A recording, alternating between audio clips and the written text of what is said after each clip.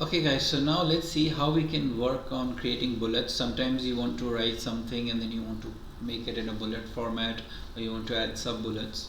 So let me show you how we can do that. So the way you need to do is this is a bullet, okay, and in the beginning you can just mention star.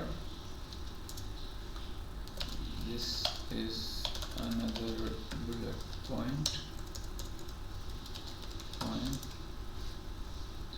and I need to be in the markdown mode for this to work. Okay, so that's how this works. Yeah, okay, and there's one more way to do this. You could use a dash as well and it works the same.